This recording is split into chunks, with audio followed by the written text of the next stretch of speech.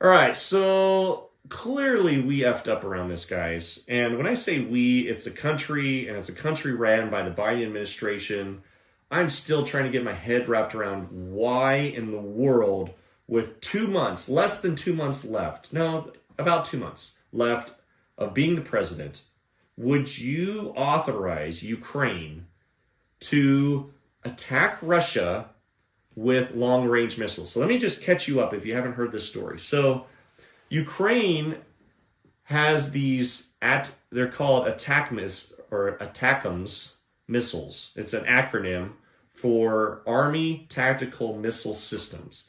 They're these long range missiles, and there's like the war that's going on. There's certain tanks and missiles and bullets and people firing. But when you have an escalation in a war, it means that we move from a certain type of war to a larger kind of warfare. And up to this point, there has been no long-range missiles deployed. In fact, Ukraine, in and of themselves, would never have the utility, would never have the resources to ever supply their own long-range missiles. These were missiles supplied by the U.S. Like, we did this. So, like, gear up. You're responsible. We voted in Biden. He's the one that authorized this. Now, the missiles hit.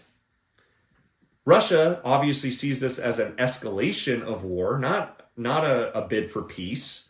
He's seeing this as a direct correlation with the West being in war with Ukraine, like the West meaning us, our country, United States citizens, and says that they will retaliate because as a position of power, he cannot show weakness against Ukraine right now.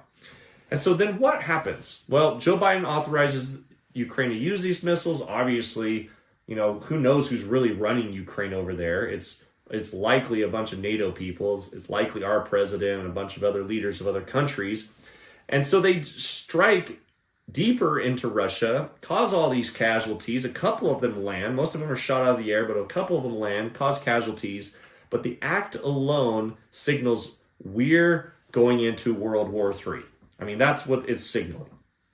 And so what does Russia do? Well, it happened in the last 24 hours. Russia responds with these intercontinental ballistic missiles. And this, guys, is a big deal. This is, from a market standpoint, a big deal. Like, you've got to get your head wrapped around this, because if this escalates, it